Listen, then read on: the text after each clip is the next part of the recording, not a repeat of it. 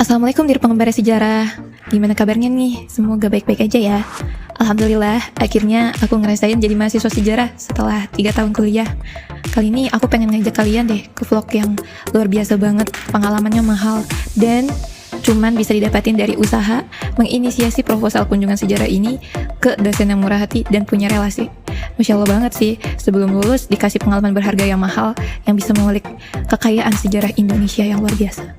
Dan yang berbeda kali ini, aku bukan lagi seorang pengunjung biasa, tapi sejarawan yang punya otoritas dan semakin bisa untuk mengayomi masyarakat dengan keilmuan dan keteladanan akhlak.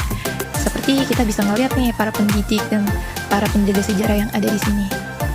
Oh iya, untuk info perkuliahan, kalau sejarah kayak gini nih, kegiatannya ini sebenarnya namanya sejarah publik, di mana sejarawan itu berkolaborasi dengan berbagai pihak untuk menelisik betul nih sejarah masyarakat lingkungan dan dampaknya juga agar bisa memberikan sebaik-baiknya output, kebijakan, dan karya yang bermanfaat bagi banyak orang. Di sejarah itu bukan cuma akademisi atau nulis-nulis biasa, tapi juga yang nimbrung di masyarakat. Termasuknya seperti ini.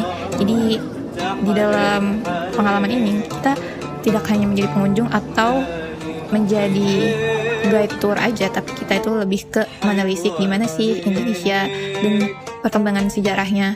Lalu setelah itu kita bisa deh memberikan kebijakan-kebijakan yang itu bisa memperbaiki dan memajukan keadaan masyarakat. Tapi masalahnya kemarin tidak bisa nih mendapat pengalaman yang harusnya ada di sejarah publik. Tapi karena aku orangnya emang keras kepala dan emang berambisi yang baik ya, akhirnya aku tidak sanggup untuk melewati kesempatan emas kolaborasi ini. Karena memang lagi-lagi ini juga adalah hak kami untuk mendapatkan pengalaman yang tidak murah. Lalu akhirnya karena aku tidak mau menyerah, aku melobi deh kepada dosen lain. Kemudian akhirnya alhamdulillah ini dia ada dosen yang akhirnya meng-ACC dan approve proposal aku, yaitu Bu Tati Rohayati dari kelasnya Prof. Jajang Jahloni di kelas Sejarah Keseharian. Keren bangetnya Bu Tati ngajak kita ke 2 tempat bersejarah sekaligus. Itu bukan cuman museum, tapi kita juga diajak ke tempat ibadah, tempat ikonik, tempat di mana masyarakat itu hidup bersosial di sini. Dan benar-benar masih aktif ya, bahkan waktu kita kunjungin itu benar-benar masih dipakai banget sama masyarakatnya. Dan ya udah kelihatan kan ya kalau kita itu mau bahas tempat apa, tempat yang paling ikonik di Indonesia, bahkan sudah mendunia, yaitu Masjid Istiqlal dan juga Gereja Katedral di Jakarta. Nah, pengalaman yang kayak gini itu benar-benar mahal dan gak bisa diulang, dan agak susah nih buat didapatinnya selain dari sini. Nah, makanya teman-teman, aku pengen deh kalian ikutan mengembara ke POV yang berbeda dan jarang dikulik ini. Tempat yang mau kita bahas sudah ramai orang-orang berdatangan dan kagum dengannya. Nah, ini dia, jantungnya simbol beragama masyarakat Indonesia, yaitu Masjid Nasional Istiqlal dan Gereja Katedral yang berdampingan di Jakarta. Tapi di balik berdiri megahnya tempat beribadah itu, masih jarang yang ngupas kalau Indonesia sendiri meniru atau terinspirasi dari negara pusat kedua agama itu sendiri, yaitu Palestina. Di balik cerita bahwa arsitek Masjid Istiqlal, yaitu Frederick Silaban yang seorang nonis, juga ada cerita bahwa beliau melakukan banyak riset untuk memenangkan sayembara desain yang akan diajukan untuk Masjid Istiqlal. Itu benar-benar layak diangkat ya teman-teman, karena sang arsitek sendiri juga mencari referensi ke negara-negara muslim yang ada di Timur Tengah, termasuknya negara pusat agama yaitu Palestina. Nah, yang kita tahu, Soekarno dan arsitek tersebut, Frederick Silaban, memiliki ide yang sama, yaitu kerukunan beragama dan nilai ketuhanan. Maka dari itu, ternyata kita juga harus mengulik nih, bahwa Soekarno itu juga meniru atau menjadi adik dari negara Palestina itu sendiri. Ya, jadi bagus ya mencontoh segala sesuatu yang bagus itu dan layak untuk dipraktikkan. Nah, dari sejarah tersebut kita tahu nih, wah ternyata Indonesia terhubung kuat ya dengan Palestina. Maka dari itu teman-teman, jangan lupakan saudara kita di Gaza ya, dan terus melakukan yang terbaik agar kita dapat mendorong kemerdekaan saudara kita dan memperbaiki ketidakadilan yang terjadi di sekitar kita, bahkan yang jauh sekalipun. Di Gaza, gereja tertua yang merupakan inspirasi tersebut, yang merupakan kakaknya Indonesia, yaitu Gereja Saint Porphyrius, yang sudah berusia 1600 tahun, yaitu 16 abad, bersebelahan dengan Masjid Khatib Wilayah. Letaknya ada di Jalan Omar Mukhtar di kota Gaza, yang merupakan kawasan zaitun di kota tua negara Palestina. Nah, iya juga ya, namanya juga negara dengan sejarah asal-muasal agama, yaitu agama Nasrani dan juga agama Islam. Makanya di Palestina wajar ya kalau ada gereja yang bisa setua itu, begitu juga masjidnya. Ternyata Palestina sendiri sama seperti kita, punya istiqlalnya dan punya katedralnya yang sudah berusia bahkan berabad-abad, yang sudah menerapkan hidup toleransi dan silaturahmi yang sudah lebih lama ya dari kita. Gaza dan Palestina itu ternyata seberharga itu ya teman-teman. Sama berharganya sebagaimana kita mencintai Masjid Istiqlal dan gereja katedral kita yang kita banggakan sebagai simbol keemasan kemerdekaan dan kedaulatan beragama di Indonesia. Maka dari itu teman-teman, kita nggak boleh stop ya untuk bersuara ketidakadilan. Nah selanjutnya, karena kita vlog kali ini berbeda, yaitu vlog yang menggunakan Almed sebagai tanda formal institusi, akhirnya kita mendapatkan akses nih untuk diajak menelusuri wawasan untuk lebih luas dan lebih dekat kepada masyarakat juga. Bu Tati mengenalkan kami, lalu kami diajak oleh Bu Lili, pengurus gereja katedral sekaligus museumnya, menyusuri ruang-ruang bersejarah bagi umat Kristiani Katolik di Indonesia ini. Aku melontarkan berbagai pertanyaan bersejarah kepada Bu Lili. Lalu Bu Lili pun menjawabnya dengan ramah. Akhirnya penasaranku sendiri semakin memuncak dan senang. Kami menyusuri museum sambil Bu Lili memberitahukan kami informasi-informasi penting. Seperti Gereja Katedral Jakarta atau resmi bernama Gereja Santa Maria Diangkat ke Surga memiliki sejarah yang panjang, dimulai dari upaya umat Katolik di Batavia yang sekarang ada di Jakarta mencari tempat ibadah yang layak. Awalnya mereka beribadah di rumah bambu, lalu mereka berpindah-pindah karena berbagai kendala. Akhirnya pada tahun 1891 dimulai pembangunan gereja baru dengan gaya arsitektur neo-gotik Eropa yang berdiri megah hingga saat ini. Pada tahun 1890 dimulailah pembangunan gereja baru di lokasi yang sekarang dengan gaya gereja-gereja Eropa. Gereja Katedral Jakarta diresmikan dan diberkati pada 21 April 1901 dan gereja ini dirancang oleh Pastor Antonius dengan gaya neogotik khas Eropa, menampilkan menara tinggi dan jendela-jendela besar dengan lukisan-lukisan bernuansa Kristiani. Gereja Katedral Jakarta tidak hanya menjadi tempat ibadah, tapi juga merupakan bangunan bersejarah dan cagar budaya yang dilindungi. Kemudian kita bahkan diajak oleh Bu Lili ke ruang ibadah, di mana saat itu ada masyarakat yang sedang mengadakan ritual pernikahan yang terasa sangat sakral, khidmat, dan juga suci. Melihat pasangan Katolik ini menikah dengan balutan religi agamanya, saya sendiri tidak bisa menahan rasa haru, merasakan wah ternyata Indonesia luar biasa ya. Ternyata Indonesia bisa sekaya ini, kita berprinsip seperti ini, karena di agama yang lain pun juga dijunjung nilai yang sangat berharga, bahwa kehidupan itu tidak boleh dirusak seenaknya. Dalam naungan agama, pernikahan juga terasa murni dan juga terjaga dengan khusyuk. Adilnya Indonesia ini berdiri pada pendiriannya, memberikan kehormatan kepada masyarakatnya yang sekali lagi berpegang pada ketuhanannya, pada agamanya yang suci. Aku melihat betapa agungnya masjid dan gereja bisa berdiri seperti inilah kehidupan yang bernafas religius dan tidak pernah ketinggalan zaman, bahwa pesan itu melekat kepada kita semua, mengandung makna identitas, perjuangan, keilmuan, kemanusiaan, dan niat untuk memajukan peradaban lewat agama. Aku menulis artikel yang sangat penting yang banyak tentang riset kolaborasi sejarah kami hari ini. Sejarah besar bangsa dan martabatnya, gotong royongnya, berintegritasnya, dan berskill tinggi rakyatnya, tidak membedakan ras maupun ekonomi, tapi melihat dari skill dan kesungguhan dalam membangun kehidupan besar bernegara. Dan dalam agama Islam itu sendiri, dalam beragama di Indonesia itu sendiri, iman juga sangat penting. Sakralnya iman dan agama di Indonesia itu sangat tercermin agar dapat menjaga akhlak dan juga pendidikan yang semua itu diserahkan pada para pembina jamaah dan agamanya.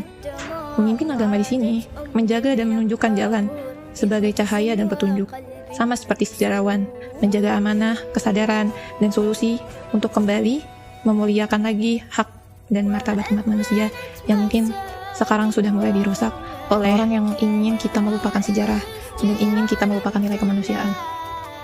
Indonesia sejarahnya begitu besar, bahkan mendunia. Bu Tati juga mengenalkan kami kepada sejarah Masjid Istiqlal. Kami dikenalkan oleh Humas dari Masjid Istiqlal, yaitu Bapak Firmansyah, yang menjelaskan filosofi dari Masjid Istiqlal. Sejarah dari Masjid Istiqlal itu sendiri juga begitu terkenal. Masjid Istiqlal berfilosofi dan berarti kemerdekaan. Kubahnya berdiameter 45 meter, tiangnya berjumlah 12, seperti tanggal lahir seorang manusia yang begitu penting, yang lahir sebagai penghapus luka manusia, pembela hak dan penegak keadilan, yaitu Rasulullah SAW. Menaranya setinggi 6.666 cm melambangkan jumlah ayat Al-Quran. Tema dari arsiteknya sendiri adalah ketuhanan. Sayembara desain masjid ini dimenangkan oleh seorang arsitek non-Islam bernama Frederick Silaban, yang bahkan saking bersungguh-sungguhnya Frederick Silaban untuk memenangkan sayembara, tentu ada hadiah yang didapatkan. Ia mengganti namanya agar diterima, tapi tentu itu saja tidak cukup tanpa riset yang mendalam untuk memenangkan arsitektur Masjid Nasional ini. Frederick Silaban jauh dari mengenal tentang masjid dan Islam, akhirnya riset mendalam ke negeri-negeri muslim di Timur Tengah. Idenya luar biasa dan berkolaborasi yang sejalan dengan nilai Islam, sebagaimana Rasulullah SAW dan Khulafaur Rasyidin dulu menyatukan umat Islam dan selalu berpesan menjaga keadilan umat beragama, yang bahkan Nasrani, Yahudi tidak pernah dipaksa untuk masuk Islam atau meminggirkan, tapi malah mendirikan bangunannya, komunitasnya selalu berdampingan. Seperti di Palestina, masjid dekat gereja. Di Madinah, pasar muslim berdekatan dengan pasar Yahudi dan Nasrani. Dan sumber agama Islam itu sendiri, yaitu Palestina, Syam, di mana Baitul Maqdis juga berdampingan dengan tiga agama suci yang hidup dalam damai di bawah kepemimpinan yang adil. Saya pikir Soekarno dan Frederick ini mengambil contoh dari Palestina yang ingin menjadikan Indonesia seperti Palestina. Vlog kunjungan kali ini benar-benar persis seperti vlognya Ustadz Hussein Gaza yang menelusuri gereja bersejarah di Gaza yang bertetangga dengan masjid ikonik. Masya Allah, saya benar-benar sangat bersyukur dan terharu atas kesempatan kolaborasi ini. Saya benar-benar berdoa agar kesempatan menjadi sejarawan ini dapat diberkahi untuk bisa jadi bagian dari generasi besar sebaik-baiknya, seperti cita-cita tinggi Founding Fathers Indonesia di masa lalu. Aku berkali-kali berterima kasih kepada Bu Tati atas pengalaman berharga, penting yang diberikan agar menjadi bekal kami sebagai sejarawan nanti dalam mempraktikkan lagi kolaborasi, ilmu, dan mempraktikkan teori. Dan lagi, sejarawan publik yang sebenarnya hidup di masyarakat dengan jujur, berintegritas, tidak curang, dan inilah bersosial di masyarakat sebenarnya. Saat ini, gereja katedral maupun Masjid Istiqlal benar-benar sudah mempraktikkan sunnah ibadah bersejarah yang penuh kehidupan dan ilmu. Di Masjid Istiqlal dan juga di gereja katedral, tidak hanya mengandung nilai agama saja, tetapi di sana juga ada museum sejarah, lalu pesan-pesan amanah sosial, cita-cita yang beragama lalu bagaimana ilmu, seni, kesucian, budaya, bahkan teknologi, semuanya terdapat di bangunan rumah ibadah itu. Sehingga rumah ibadah ini akhirnya hidup sebagai ruang bernafas untuk masyarakat, agar masyarakat bisa kembali kepada ketenangan dan kebahagiaan di tengah hiruk-pikuk kota yang sudah semakin melupakan dan mengubur kemanusiaan atau sejarah kita. Masjid Istiqlal dan gereja katedral hadir sebagai pengikat sosial, religius, intelektual yang menjadi pilar bangsa. Maka anak muda harus kembali, selami, nikmati, jaga, dan cobalah rekreasi dan lestarikan tempat pulang seperti ini sebagai penghiburan kita.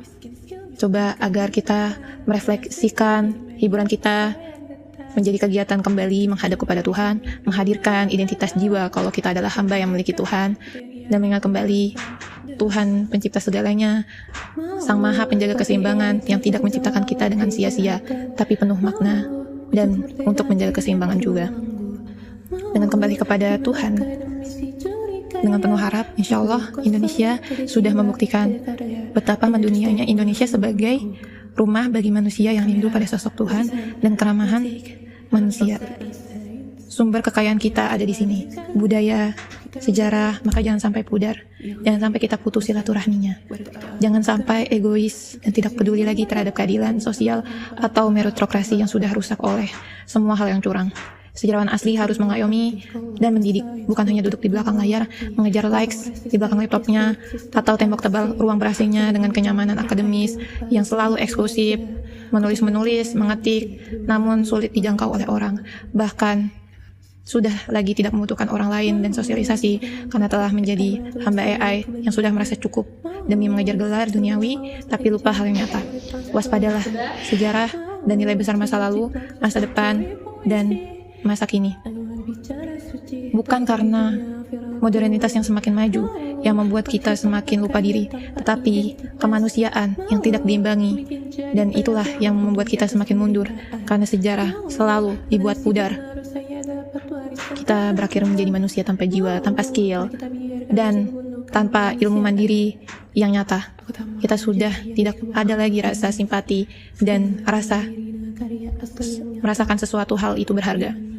Mari kita berkaca dan menjadi cermin dari Palestina yang menunjukkan segala sesuatu begitu berharga, yang menunjukkan bahwa ikatan kepada manusia itu berharga, dari tata letak masjid dan gereja yang selalu berdampingan, dari kehidupan yang selalu kuat hubungan kekeluargaannya, dan juga hubungan kepada Tuhannya.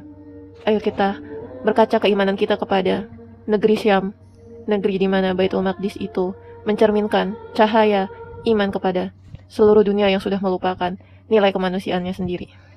Sejarah kemerdekaan, sejarah perlawanan, mereka menunjukkan bahwa Palestina itu kuat, Palestina itu punya pendirian karena mereka itu berilmu, berskill, dan juga punya kedalaman hati, perasaan, jiwa yang mereka itu tidak mau berbuat curang, berbuat bohong, berbuat yang tidak jujur dan merenggut hak dan ketidakadilan orang. Maka saya ucapkan begitu banyak terima kasih untuk dosen saya dan pihak luar biasa yang selalu menunjukkan contoh teladan bagi kami agar kami semakin dekat mewujudkan mimpi kami. Sampai sini saja vlog kita kali ini. Terima kasih perhatian dan dukungannya. Saya Maula Syifa menyampaikan dari Rahim Peradaban Indonesia. Jangan lupa cek karyaku di website dan sosial mediaku ya. Wassalamualaikum. Mulai sejarah itu bukan hanya masa lalu, tapi terus terukir menjadi karya abadi. Nilai sejarah itu bukan hanya masa lalu, tapi terus mengalir menjadi amal abadi. Perjuangan, karya, identitas,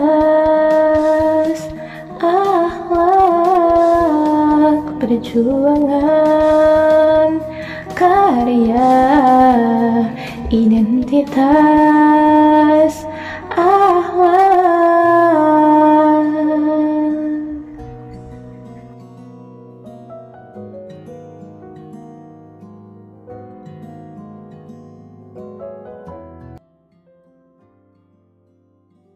Nilai sejarah itu bukan hanya masa lalu, tapi terus terukir menjadi karya abadi. Nilai sejarah itu bukan hanya masa lalu, tapi terus mengalir menjadi amal abadi. Perjuangan, karya, identitas, akhlak. Perjuangan,